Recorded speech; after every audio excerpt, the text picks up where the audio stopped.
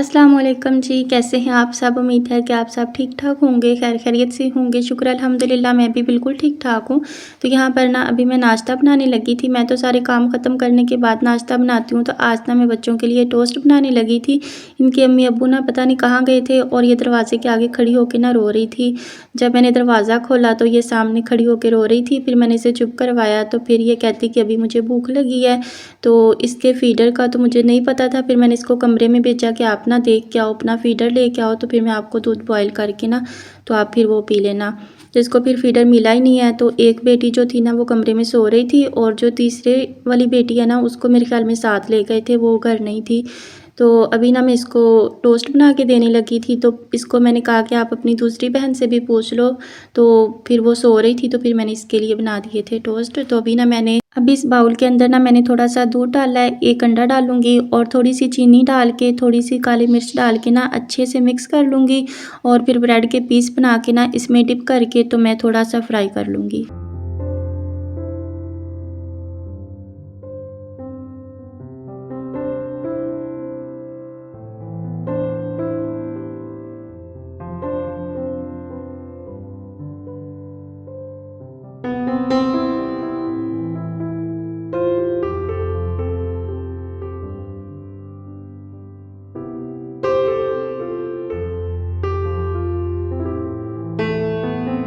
अक्सर ज़्यादातर लोग स्पेशली इमोशनल लोग जब उनके साथ कुछ गलत हो रहा होता है, कोई बुरा कर रहा होता है, तब वो ये सोचकर चुप रह जाते हैं कि उनकी वजह से किसी को हर्ट ना हो जाए। अगर उन्होंने आवाज़ उठाई, कहीं लोग उनसे दूर ना हो जाएँ, कहीं उन्हें गलत ना समझ लें, जिसकी वजह से वो अपनी आवाज़ दबा देते हैं और चुपचाप सब कुछ सहते रहते हैं। क्योंकि बचपन से हमें यही तो सिखाया जाता है कि अच्छा इंसान वही होता है जो सारी बातें मानता हो, सबको खुश रखता हो, किसी का दिल ना दुखाता हो, किसी को मना नहीं करता हो।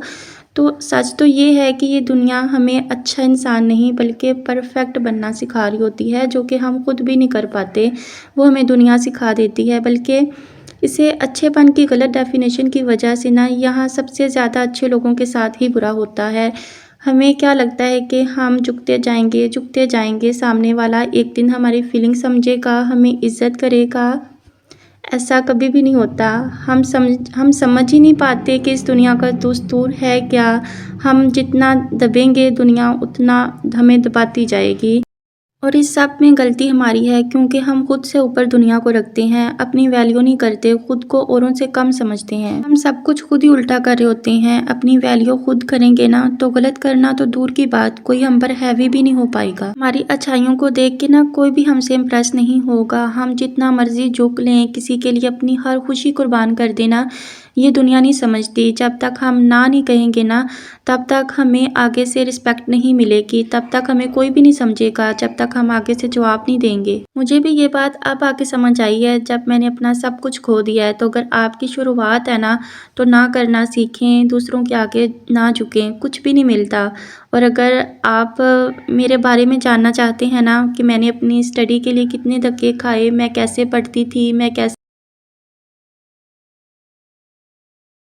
मुझे कमेंट में लाज़मी बताइएगा। मैं नेक्स्ट वीडियो ना उस चीज़ पे बनाऊँगी, तो आप लोग ना मुझे लाज़मी बताइएगा। अगर आप लोग कहेंगे ना तो मैं शुरू से लेके एंड तक आप लोगों के साथ लाज़मी शेयर करूँगी। हो सकता है बहुत लोगों की हिम्मत भी बढ़े कि ये ज़िंदगी बस स्ट्रगल का नाम है। अगर आप हिम्मत हार जाओगे ना तो आपकी बस हो जाएगी, ज़िंदगी वहीं पे ख़त्म हो जाएगी। ये ज़िंदगी आज़माइश का नाम है जो कि आपकी आखिरी सांस तक चलती है। और मैं आप लोगों के सामने हूँ कि जिसकी अभी तक जारी है और अभी आगे कुछ भी दिखाई नहीं दे रहा कि ये कहाँ पर ख़त्म होगी। बस अल्लाह ताला पे यकीन है कि ये एक ना एक दिन ख़त्म होगी, यहाँ नहीं तो फिर अगले जहान, लेकिन ख़त्म ज़रूर होगी।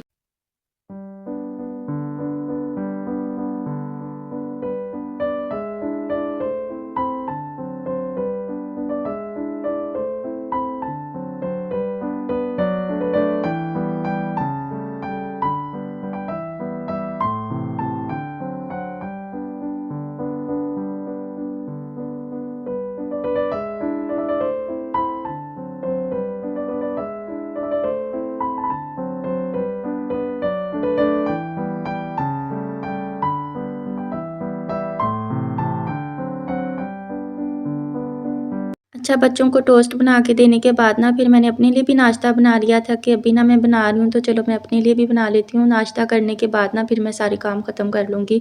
तो नाश्ता करने के बाद ना फिर मैंने सारे बर्तन धो दिए जो भी यूज़ हुए थे, और फिर सब्ज़ी वाला आया तो सब्ज़ी वाले से ना आज मैंने आलू पालक की सब्ज़ी ली थी। और उसके बाद ना फिर मैं कमरे में आ गई, बिस्तर वगैरह ठीक किया है, झाड़ू दूँगी और फिर तपड़ी वगैरह फेरूँगी, डस्टिंग करूँगी।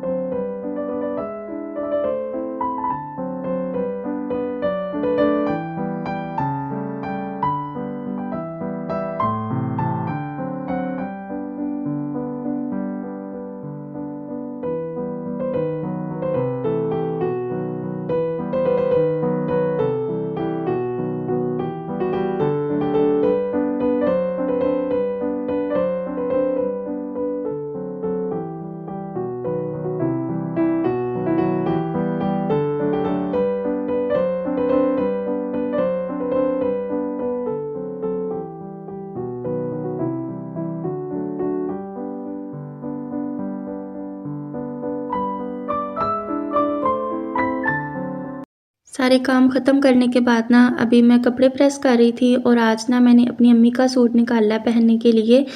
मैंने एक व्लॉग में दिखाया भी था कि मैंने अपनी अम्मी के कपड़े छोटे करवाए हैं, तो उसमें ना काफ़ी कमेंट्स आए थे कि आप खुद क्यों पहन रही हैं, आप किसी को दे दें, किसी गरीब को दे दें, किसी हकदार को दे दें। तो जो लोग होते हैं ना वो नहीं पहनते, बहुत ज़्यादा नखरे करते हैं कि इनको ये बीमारी थी, बहुत बातें करते हैं। तो फिर मैं जब भी देती हूँ ना मैं अनस्टिच लेके दे देती हूँ। ख़त्म डलवाया था ना उस पे अब्बू के, अम्मी के, दादा दादी के, जितने भी इस दुनिया से हमारे घर के अफराद जा चुके हैं ना, तो उन सब के ना दिए थे अनस्टिच लेके। तो लोग बहुत ज़्यादा नखरे करते हैं, नहीं पहनते। तो इससे बेहतर है कि औलाद खुद पहने, उनको ज़्यादा सवाब होगा। तो मैंने अपनी बहनों से भी पूछा था लेकिन उनको पूरे नहीं आते, जो बड़ी 2 बहनें ना उनको पूरे ही नहीं आते। पहले तो हिम्मत ही नहीं हो रही थी कि कैसे कपड़ों को छोटा करवाएँ, लेकिन ना फिर बड़े-बड़े वो खद्दी से हो रहे थे और बड़े-बड़े उन्होंने फट जाना था। तो फिर बहुत ज़्यादा हिम्मत करके ना उनको छोटे करवाया है।